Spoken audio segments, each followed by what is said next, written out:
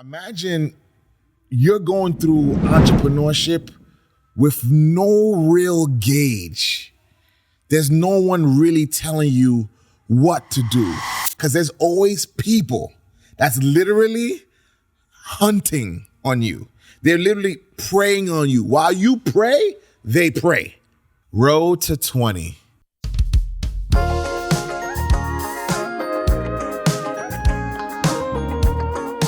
I will be sharing so much about my experience. My 20th year as an entrepreneur. So much I'm going to tell.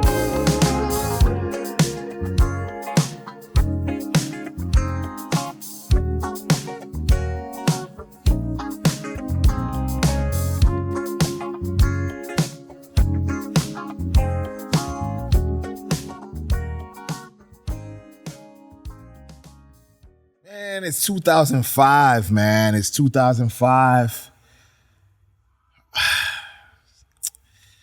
I must say, one of the biggest things that no one tells you about entrepreneurship is that the road is lonely.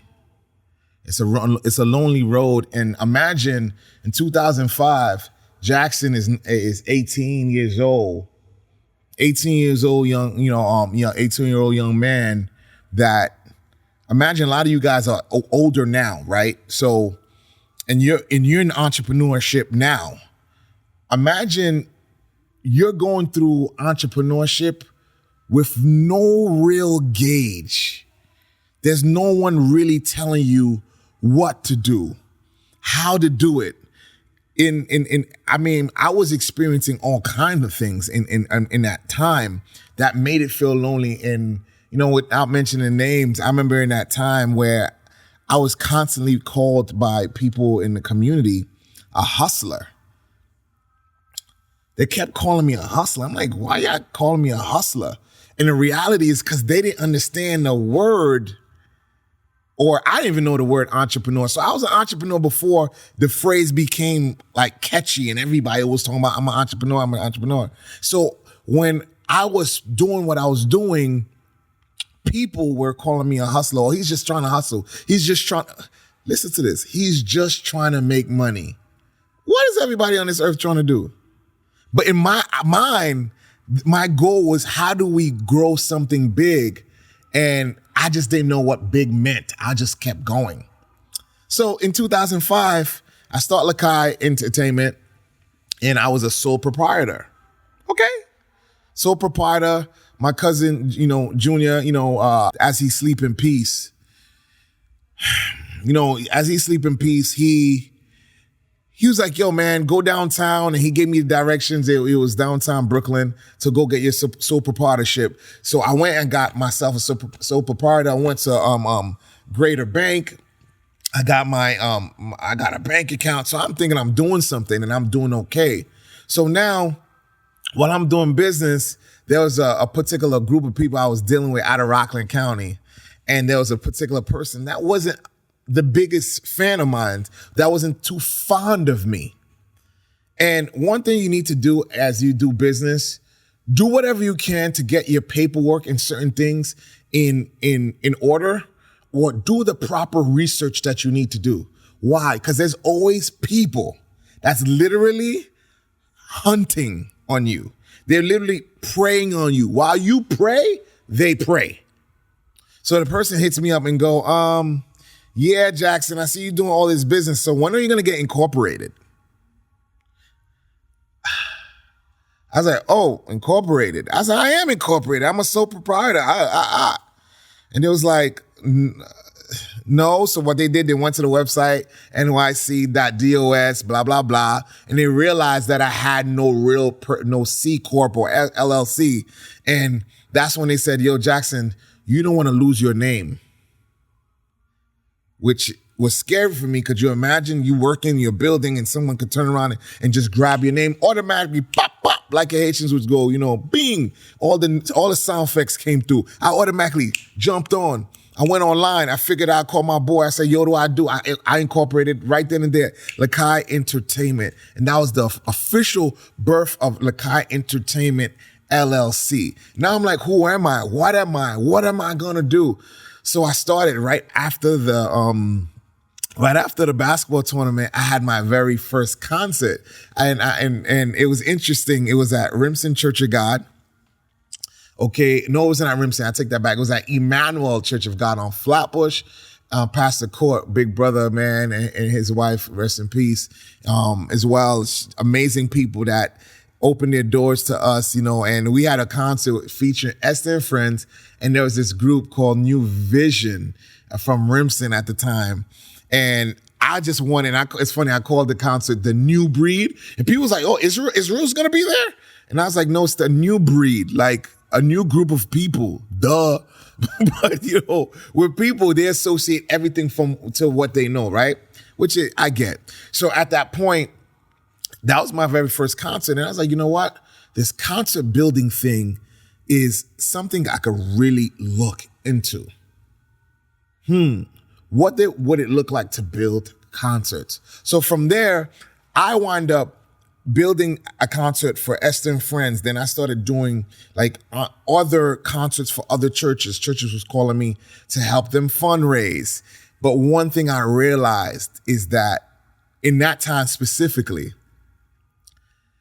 in our community, especially as a Black community, we don't have what you call oops money. Jackson, what are you talking about oops money? Oops money is, oh shoot, I'm having this concert, I didn't make the money. Oops. Oh well.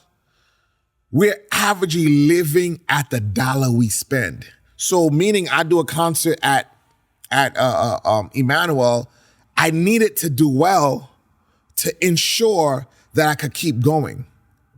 There was never a real fund or whether it was a trust, our kids will have trust, but there was no trust passed on to me, or there was no strategy that I knew at the time to do crowd fundraising. So literally I would do a gig. And by the way, as you guys know, this is 20 years of entrepreneurship. I never worked a 9 to 5. Okay. I never worked at 9 to 5. So I didn't know what it looked like to actually build the funds and put the funds together to make this all happen. So every concert I did, I was living hair to hair. And remember, I said this was lonely. While I'm building, I'm helping churches. I remember there was a particular church, and I can't mention names, and I won't. But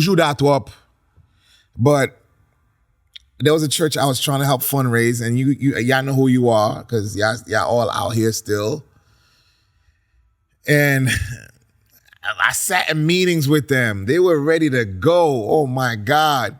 Then long behold, they started hitting, one of my closest friends hit me up, was like, yo, bro, I don't think you should do this concert because my folks thinks you're just trying to hustle them.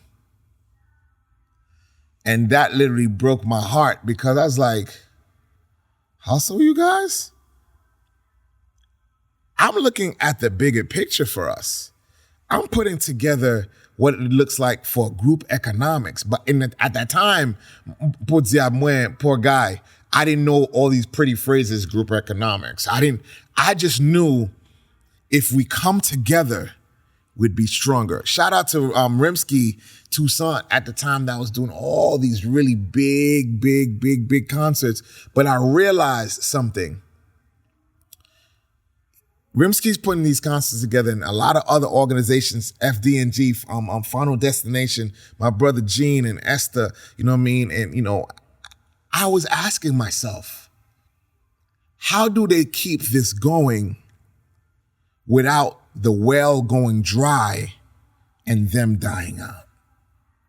How do I expand this? How do we get bigger? Who do we get involved? So I was like, oh man, I need a staff. I need a team. So one thing about Bridging the Gap, what I love is that Bridging the Gap, I said Bridging the Gap. Wow, we'll get to Bridging the Gap. Lakai Entertainment, we'll get that. You don't have to edit that, but keep it going. One thing I love about Lakai Entertainment is that Lakai Entertainment was a school. It was a l'école.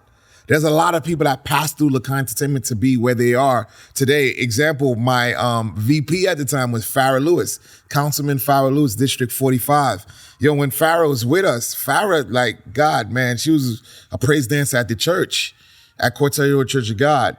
And she didn't, I knew she had leadership skills as far as her ability to mobilize, but she didn't even want to get on the mic. And now to see her speaking in front of thousands of people, which is very impressive and is something that I could be proud of and a community could be proud of, because I remember where she actually came from. Farrah Lewis was actually my VP. You have Natasha Etienne at the time.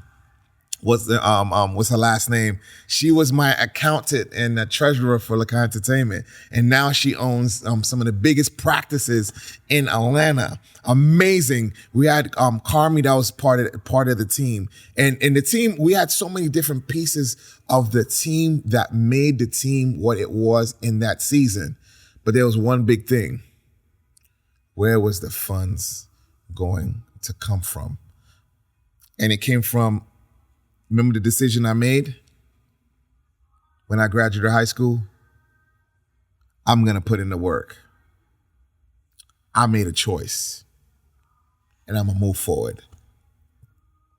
As you guys get ready to hear the other stories and what happened, you guys will get to hear the unfolding of the funding. But I literally had to what they call do bootstrapping. In that season, I literally had to put flyers on cars, go church to church, ensuring that people bought tickets for the next event. Because right after the concert, you know what I started doing? I started doing basketball tournaments at Nazareth. And I did in that 1 year, because Brooklyn lost to Queens. I don't know how we lost to Queens, to Mario and these guys. Robinson, I'm still mad at you for that shot you missed. A moment of silence for Robinson's shot.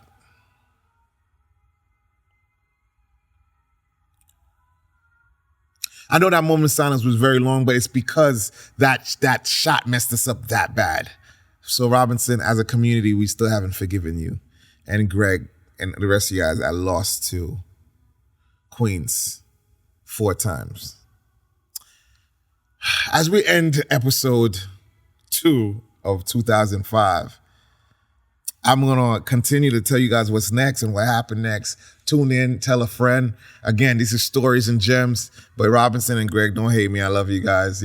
We moved on. I'm going to give you guys it's been 20 years, so I'm going to get you guys a rematch before it's too old, before you're too old, but we're going to figure that out. I appreciate you guys for watching. Yo, listen, it's Road to 20. I can't wait to connect with you guys again. It's your boy.